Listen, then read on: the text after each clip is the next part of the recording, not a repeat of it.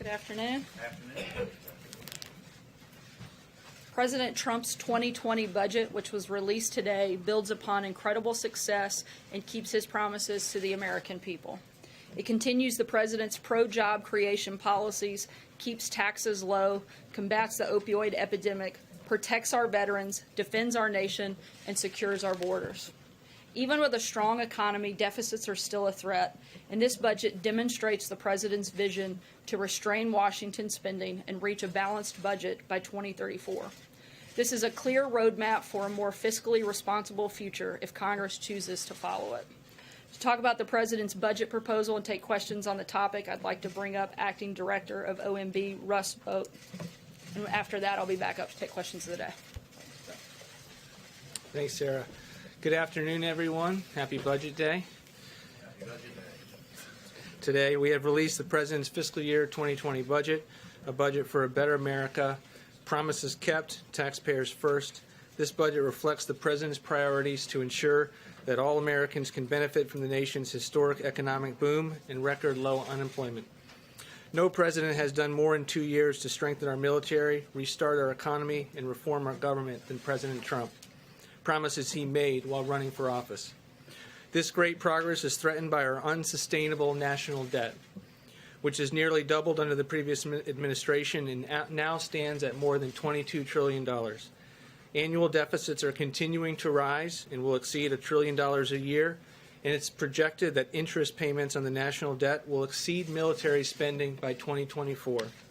Washington has a spending problem, and it endangers the future prosperity of our nation for generations to come. This budget contains nearly $2.7 trillion in savings, more spending reductions proposed than any administration in history. This budget will balance in 15 years.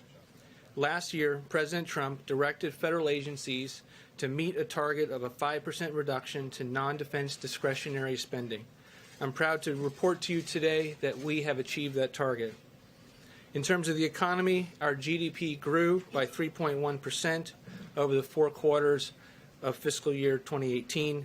While many claimed we were guilty of wishful thinking, we've met our economic forecast 2 years in a row, the first administration to ever do that. We are confident that the President's historic tax reforms, deregulation, trade policy, unleashing American energy will continue our economic growth. Economic policies in this budget will generate more than enough revenue to pay for the costs of the tax cut. Fiscal year 2020 President's budget outlines a number of key priorities for the administration to continue to pursue. The budget supports public and private school choice through a federal tax credit of up to $50 billion over 10 years. While this administration has made major progress towards streamlining our infrastructure permitting, we continue to request an additional $200 billion to lever up to $1 trillion in total spending. It's the government's responsibility to protect the American people, the homeland, and the American way of life. The budget requests $750 billion for our national defense. And to be clear, this is not funding for endless wars. This is for research and development and procurement to fund the most awe-inspiring military the world has ever known. In addition, federal resources and frontline defenders are overwhelmed at the southern border. And the fiscal year 2020 budget provides sizable funding of an $8.6 billion for full completion of the wall and other border security resources. In terms of other major reforms, the administration is proposing uniform work requirements for Medicaid, TANF, SNAP, or food stamps in certain housing programs. We can help low-income families and end dependency on government benefits by strengthening work requirements. The administration also wants to lower drug costs. The budget proposes a drug pricing strategy that puts American patients first, promotes generics, and reduces out-of-pocket costs. This administration has also identified a number of wasteful, inefficient programs. For example, we can save hundreds of millions of dollars by right-sizing and reforming the underperforming programs like Job Corps, a residential youth training program that has made headlines in recent years for the number of security incidents at the facilities. Or take the $600 million that we spend at 85 different cultural and exchange programs at the Department of State. despite the fact that only 1% of the 1 million students that come to this country to study ever benefited from that program, and the fact that at the State Department these programs doubled in the last 10 to 15 years. This budget is yet another fiscally responsible and common sense spending plan from President Trump. The President has continually called for fiscal restraint and will persist in his efforts to end the wasteful spending. Thank you, everyone, and with that, I'm ready to take some questions. John. Russ, there are concerns by some budget watchdogs that money that's in the overseas contingency operations budget will end up building a barrier on the southern border. Can you allay concerns of some of these folks that none of that money would be used to build a barrier? We do not request any OCO money, overseas counterinsurgency money, for the purchasing of or for the completion of the wall. We do have emergency spending that we devote to it, and we continue to continue the military rebuild by asking for what's necessary to complete the wall. That does include military construction funding. So what we do is we both backfill in fiscal year 19 any funding that is used in military construction, and we in fiscal year 2020 we asked for Congress to appropriate these dollars. One other question about defense, if I could, Russ. It also calls the budget also calls for purchase of 8 F-15s, and there are concerns that you're going to lower the number of F-35s that are bought. What's the reason for buying the F-15s? We go along the lines of what the Defense Department has requested with their 5-year defense program. It's an allocation of different planes, including the F-35 and the F-18, the Super Hornets. So this is something that has been requested by the military, and we think it's something that will make sense when Congress considers it. John? Yeah, just 2 questions. One, you mentioned what the President promised during the campaign. During the campaign, he also promised that he would eliminate the national debt within 8 years. And as you know, the debt at the end of his first year was at $20 trillion. Last year it went to $21 trillion. Last month, $22 trillion. So what happened to that promise? I mean, the President has added historically large numbers to the national debt instead of keeping a promise to actually pay it off. Look, again, the last administration nearly doubled the national debt, and when this president ran for office, he made a commitment to the American people that he would attempt to tackle the debt within 8 years. This president did that the very first year that he came to office by sending forth a budget that balanced within 10 years and had more spending reductions than any in history. But he's added $2 trillion, more than $2 trillion to the national debt. He also came into office and had an economic recovery that was needed to put people back to work, get the economy going, and to rebuild the military, and had historic levels of military at $700 and $716 billion in national defense dollars. At the same time, Congress has been ignoring the president's spending reductions for the last 2 years.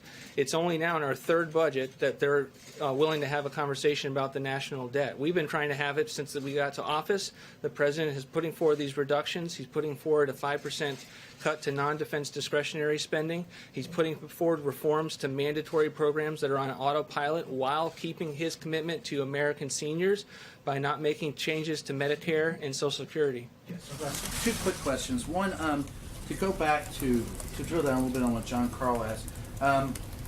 If the deficit is such a problem, why not at least cut the rate of increase to the defense and to the defense budget? And secondly, he has said promises kept, but we're cutting Medicare. How does that keep his promise to the American people? He's not cutting Medicare in this budget. What we are doing is putting forward reforms that lower drug prices, that because Medicare pays a very large share of drug prices in this country, has the impact of finding savings. We're also finding waste, fraud, and abuse. But Medicare spending will go up every single year by healthy margins, and there are no structural changes for Medicare beneficiaries. The defense budget, why not at least cut the rate of increase if the deficit is such concern, it's in the trillions, why not cut at least the increase? Because he's the commander-in-chief, and he thinks it's important to secure the country. It's one of his most basic constitutional responsibilities.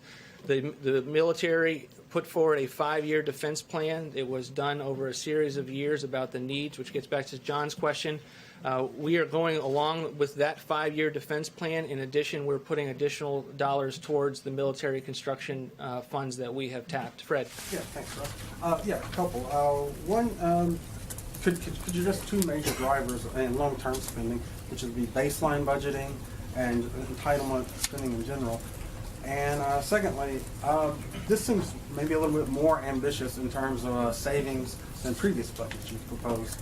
And I wonder why that would be, since you're now dealing with a Democratic House, whereas in the past you might have been able to get more than 3.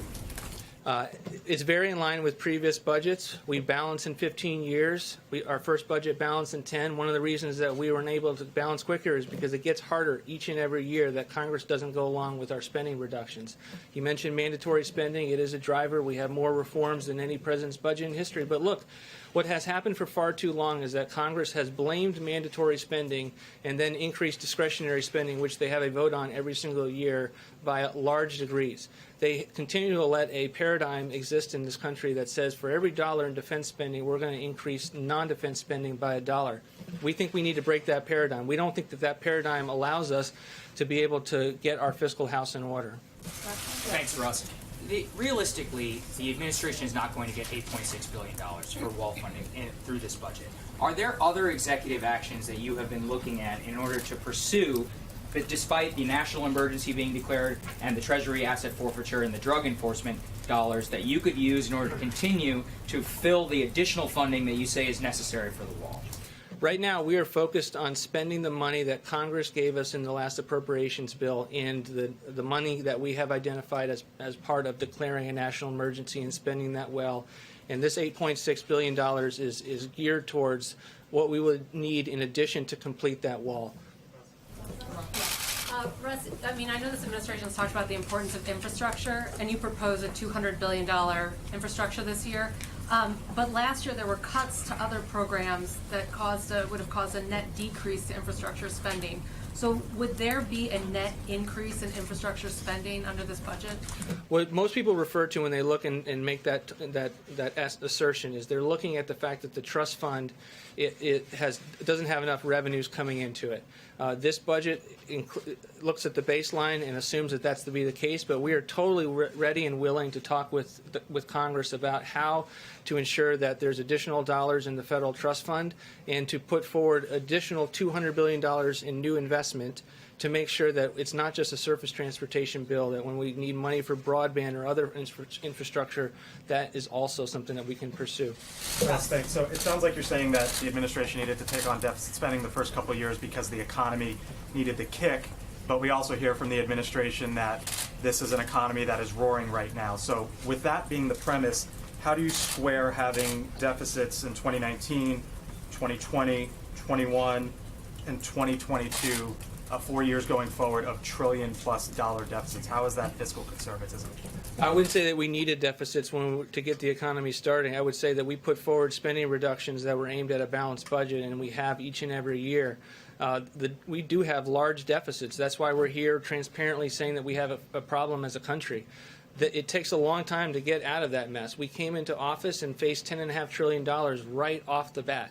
And instead of being with us and considering our proposals and allowing us to make the factual case for why the American people would be better off under these reforms, Congress just hasn't been willing to play ball, even though they have the power of the purse. It seems like, Russ, just to pick up on that real quick, it seems like one of the ways you're trying to go at it is by reducing non-defense discretionary spending. Defense spending over the next 10 years, $7.7 trillion, but non-defense discretionary, $5 trillion. Do you really believe that Congress is going to yank spending down that significantly over the next decade? We believe that every budget is an opportunity to put forward our vision of the next 10 years. We are doing that in this budget, and we are saying to the American people, we can no longer afford the paradigm that Congress keeps giving us, which is that we're never going to make any trade-offs, that we're never going to align what we spend with what we take in, that we're not going to do what every family does across the country in trying to figure out what they can afford before they go out and spend. So yes, we are trying to say that we need to continue to secure the country. We need to continue to secure the border. We're not going to be bashful about that, but at the same time, we're also going to say that we have many, many programs that are wasteful and inefficient that we can no longer afford. Phil. Russ, you called on me next. I'm sorry, Russ. Sure. You came to me when he said his next question. I want to go to the least of these, welfare reform and SNAP.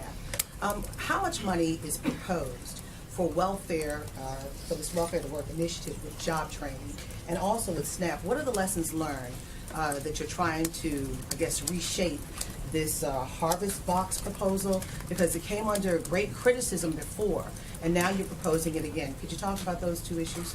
It did receive criticism, but we thought those criticisms were unmerited, and we're not going to walk away from the proposal as it pertains to the harvest box. Look, we think there's nothing wrong with putting forward a reform that says, in addition to your normal food stamp spending benefits that you would get at the retail, that you would get a harvest box that allows you to get a more balanced meal and to save money to the taxpayers at the same time.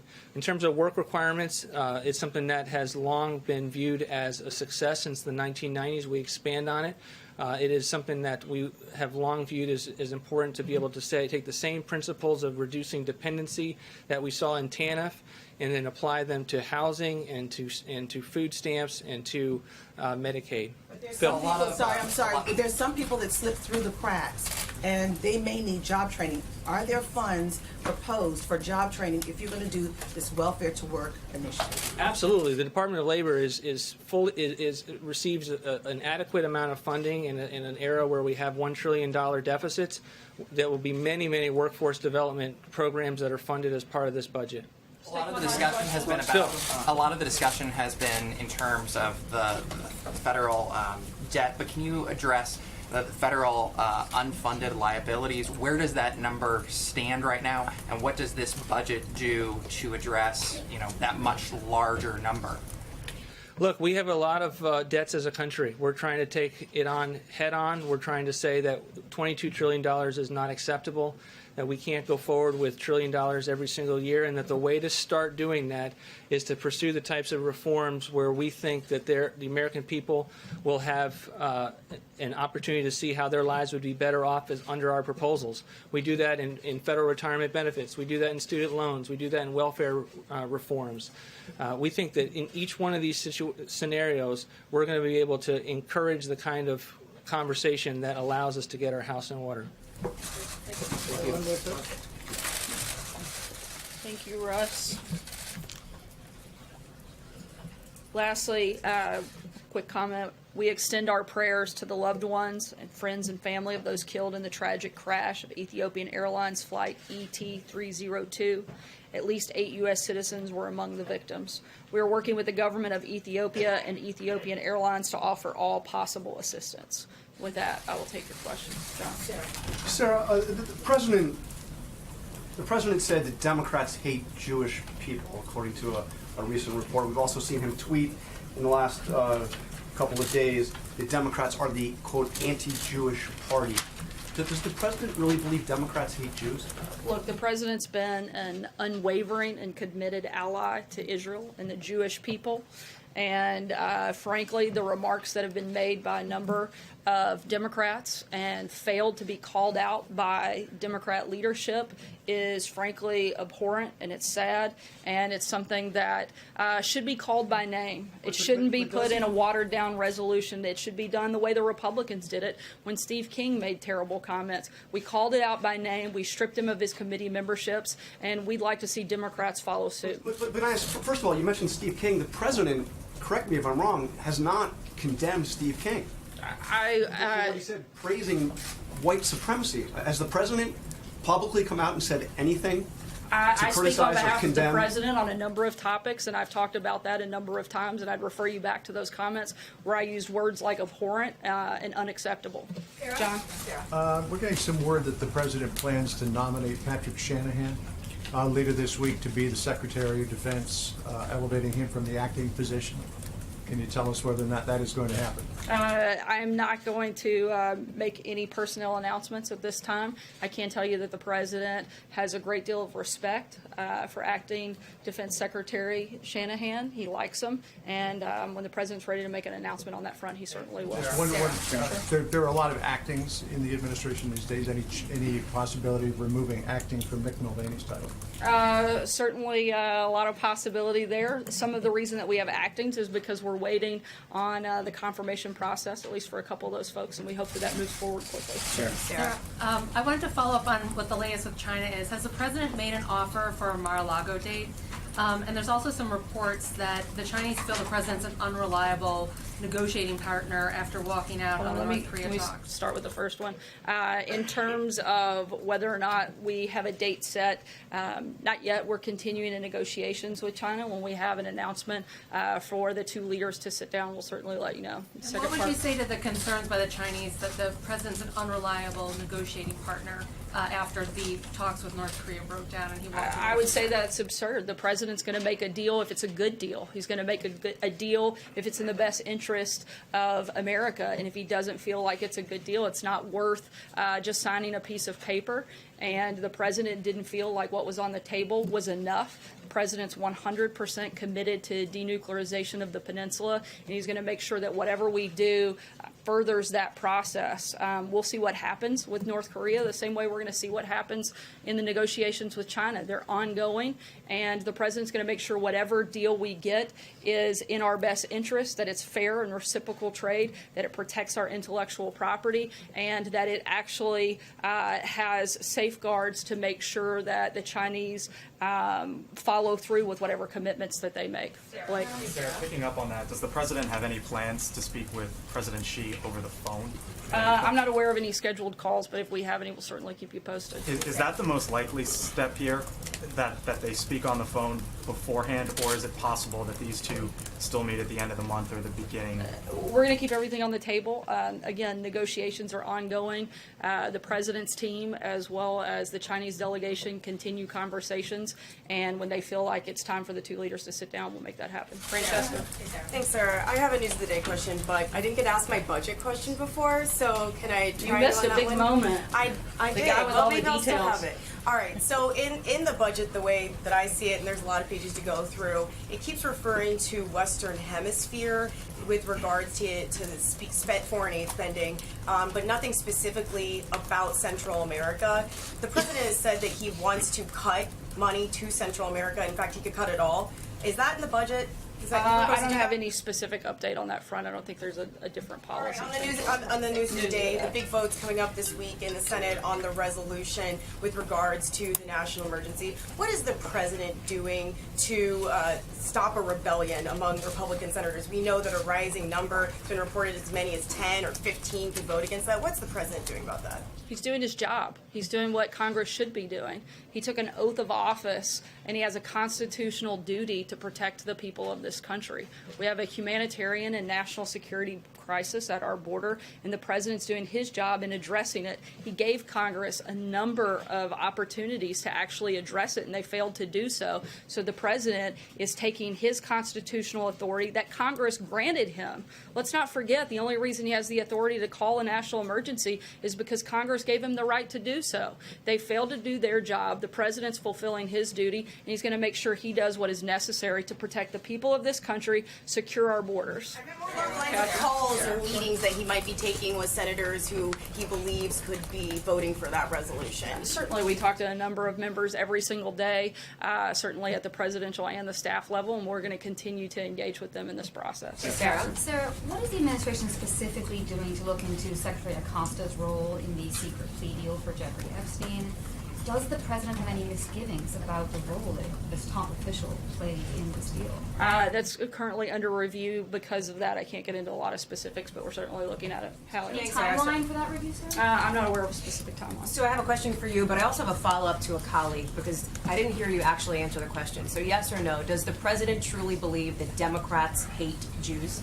I am not going to comment on a potentially leaked document. I can tell you what I can tell Does you. he think Democrats hate Jewish people, as he said on the South I Lawn? think that they've had a lot of opportunities over the last few weeks to condemn some abhorrent comments. I'm trying to answer. If you'd stop talking, I'll finish my statement. The president has had and laid out clearly his position on this matter. Democrats have had a number of opportunities to condemn specific comments and have refused to do that. That's a question, frankly, I think you should ask Democrats what their position is, since they're unwilling to call this what it is and call it out by name and take actual action against members who have done things like this, like the Republicans have done when they had the same opportunity. So I want to ask about Paul Manafort, but I just want to be very clear. You're not answering the question. Is there a reason? I believe I answered it twice. You didn't say yes or no. Does he really believe Democrats hate Jews? I'm just trying to get a sense of that. I think that's a question you ought to ask the Democrats. Let me ask you about Paul Manafort. Why obviously Paul Manafort goes for the second half of his sentencing this week. Why hasn't the president ruled out a pardon for Paul Manafort? The president has made his position on that clear, and he'll make a decision when he's ready. Stephen? On pardons, last week the president tweeted that Michael Cohen, quote, directly asked me for a pardon.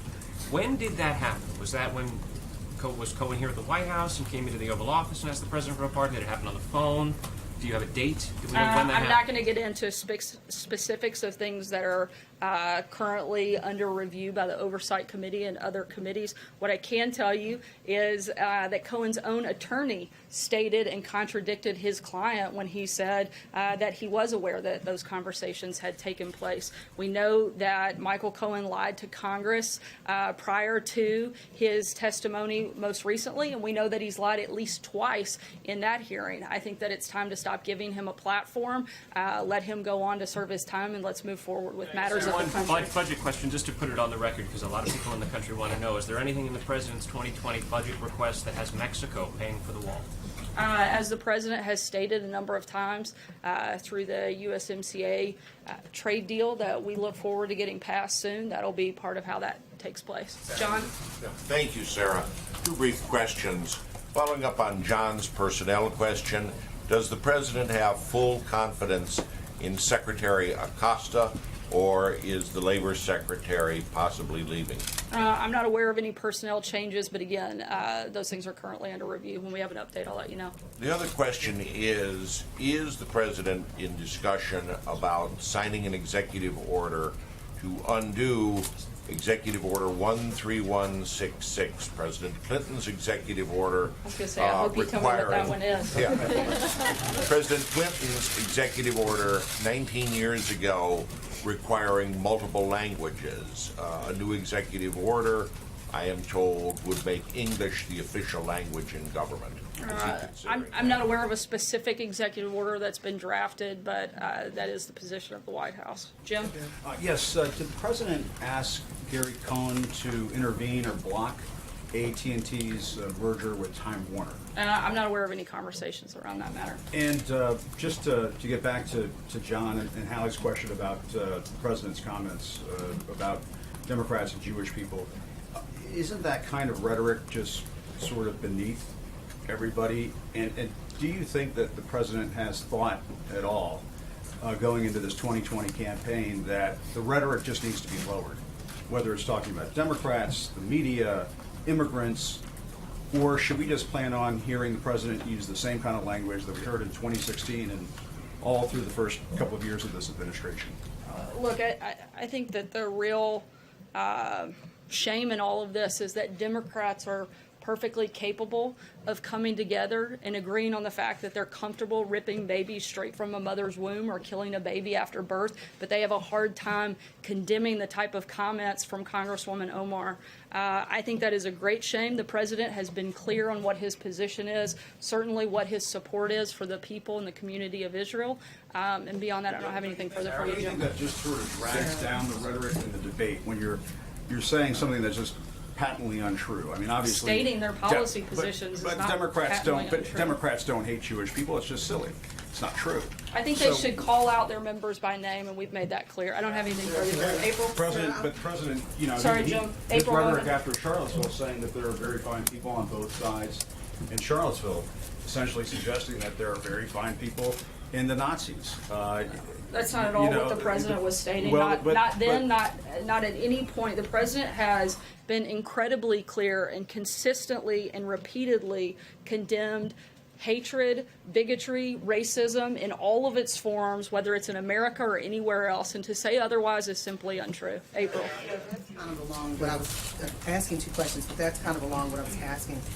Since the president did say that in Charlottesville, some very fine people on both sides, has he, in your opinion, or has he, or us, because I don't remember it, condemned the neo-Nazis in Charlottesville for their actions against the Jewish Americans there?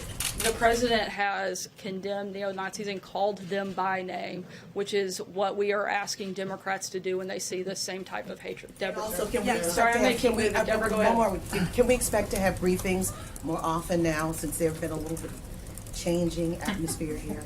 I haven't noticed a change in the atmosphere. I know that the president's the most accessible president in modern history. I know that he takes questions from you guys nearly every single day, and on days he doesn't, sometimes I do it from here. We answer hundreds of questions from reporters all over the world every day. We're going to continue to do that. Sometimes we'll do it from this room. Sometimes we'll do it in other venues and other platforms. And let me, in the new spending blueprint, the OMB, why did the OMB include money for the Yucca Mountain? I'm sorry, can you say it a little louder? Yes, I can. Why did the OMB include money for the Yucca Mountain nuclear waste repository? And what are the chances, it's in your spending blueprint, and what are the chances that Congress will actually enact that? I think that the chances that Congress will do its job based on historical precedent over the last couple of months are probably unlikely, but that doesn't mean we're not hopeful that they will work with us, look for ways that we can reduce spending and protect our military, do things like that, which you see in the president's budget. We'd love for them to work with us on that. Can you tell us a little bit about what the thinking was to put that in? I'm not aware of any specific policy changes on that front or anything on there. I'll let you know if we have something. One last question, Paula. Sir, why did the president write a check to Michael Cohen for $35,000 in August of 2017 while he was here in the White House? What was that money for? I'm not aware of those specific About this, he specifically accused the president of engaging in a conspiracy to conceal campaign finance violations. He presented the check. The president's been clear that there wasn't a campaign violation. Beyond that, I can't get in. He didn't know about these hush money. Beyond that, I His can't. story has changed. Again, I would refer you back to the president's comments. That's not something I'm a part of, and I would refer you to the president's outside counsel beyond his comments. He did during his time at the White House. Does the White House deny that the president is individual one? I'm sorry? Individual one in the Southern District of New York? Again, the I'm not person going who to directed comment Michael on that Cohen? on an ongoing case. That's not something I would be a part of here at the White House, and I would refer you to outside counsel. What I can tell you is the president has stated his position and made it clear. Thanks so much, guys.